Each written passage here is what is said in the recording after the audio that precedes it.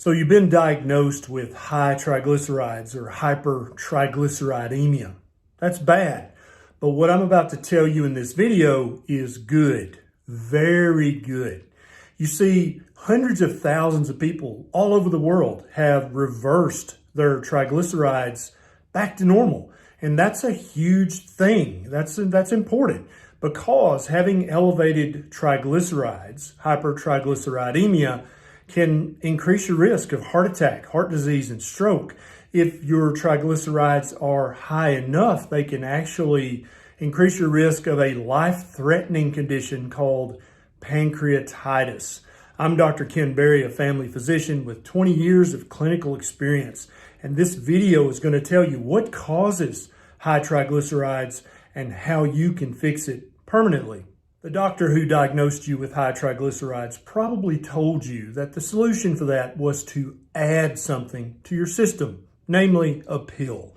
They might have talked about diet, exercise, weight loss, but they gave it only just a superficial treatment. They really didn't tell you anything that you didn't already know, like move more, eat less, right? You've heard that before. That's not new. But they will almost invariably want you to add a pill to your regimen, whether that's a statin or a prescription strength omega-3 fatty acid like Lovaza or Vasepa, or they'll want you to add a fibrate like Lopid or Tricor. And these things do lower your triglycerides a little bit, some of them not much at all, but they don't address the root cause of your hypertriglyceridemia. They don't in any way correct the underlying problem that caused you to have high triglycerides to start with. Now, many doctors, dietitians, and other healthcare providers will tell you that it's genetic. There's nothing you can do about it. You've just got high triglycerides. You need to take your pills, try to lose weight, and just live with it because there's nothing you can do about it. There is a tiny genetic component, meaning that some people are more likely to have high triglycerides than others. But again, that's not the root cause. That just increases your likelihood of developing it. The root cause is what you eat and what you drink. Let's talk for just a minute about the cutoff lab values for the diagnosis of high triglycerides. And then I'm going to tell you what you can start doing today for free to completely reverse your hypertriglyceridemia and keep it normal for the rest of your life. So the cutoff levels for triglycerides at the point where they're considered high is 150 milligrams per deciliter, or if your country measures it the other way, it's 1.69 millimoles per liter. And so if your triglycerides are above that level, you are at increased risk for heart attack, heart disease, and stroke. The research has borne this out pretty conclusively. If your triglyceride levels are above 500 milligrams per deciliter or 5.65 millimoles per liter, then you are at greatly increased risk of developing pancreatitis, which can be fatal. So pay attention to the next steps I'm going to tell you. If you have high triglycerides, that's a life-threatening risk factor. You want to follow these steps very closely so that you can reverse your high triglycerides back to normal.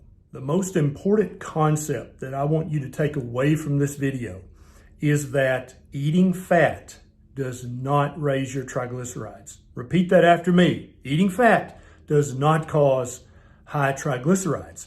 What causes high triglycerides in the human mammal is eating too many total carbohydrates, and then specific kinds of carbohydrates. That's what leads to hypertriglyceridemia. So tip number one is to decrease your total carbohydrate intake.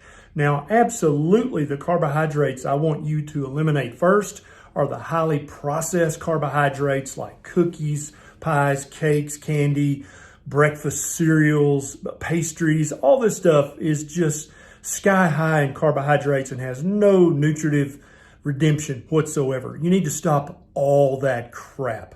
All the jams, the jellies, the sauces, the syrups, any kind of high sugar condiment or main dish or side dish is going to spike your blood sugar. It's going to cause your liver to have to turn sugar into triglycerides. And you don't want that because, as we said earlier, that's an increased risk factor for multiple bad medical conditions. So cut your total carbohydrates. Now, for many people, just cutting out the junk, highly processed carbohydrates is all they need to do to get their triglycerides back down to normal. Other people, and it's probably people who have that genetic predisposition I talked about earlier, they have to cut the carbohydrates even more. And so many people, if they get their total carbohydrate intake under 100 grams a day, and by doing that, just get rid of all the junk, highly processed carbs, their triglycerides return to normal.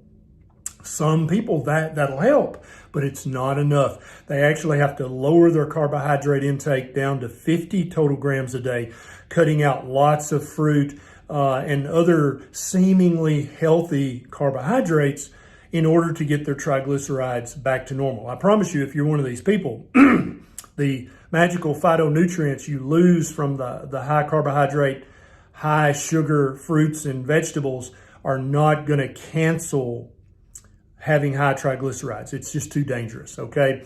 Step number 2 is to really focus on lowering your fructose intake. Fructose has been shown in multiple studies to directly cause an elevation in triglycerides.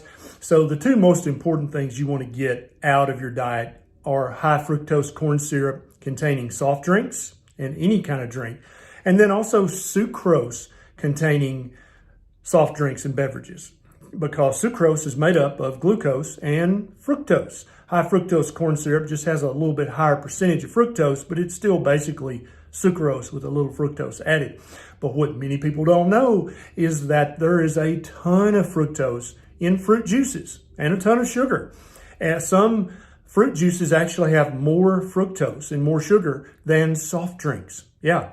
And so for most people, fruit juices and fruit juice smoothies are just as bad for high triglycerides as the soft drinks.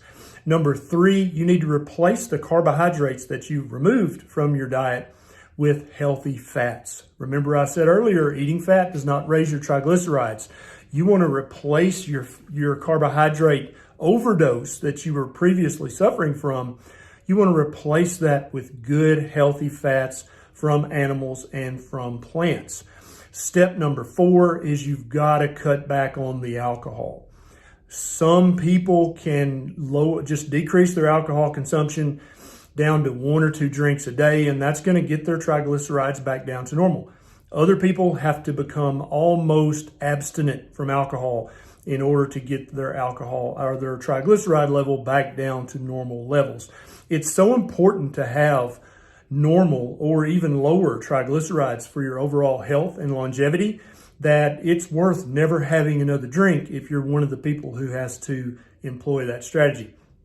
Then step number 5 is to review all of your medications, both prescription medications and over-the-counter medications, because there's actually a list of medications that are known to raise your triglycerides. Yeah, I've actually got a video on this channel about it. It'll pop up here at some point. You can watch it when this video is finished. Lowering your triglyceride level in your blood work is just one of many ways that you can improve your health, both physical health and mental health, increase your health span, and increase your lifespan. I've got videos about all 5 of these tips I talk about in this video on this YouTube channel. Just look around and you'll find them, and they'll help you improve your health in hundreds of ways. If you haven't already done so, please take 1 second and click that subscribe button and the little bell button right beside it so that every time I post a new video, you'll be one of the very first people to know. This is Dr. Barry. I'll see you next time.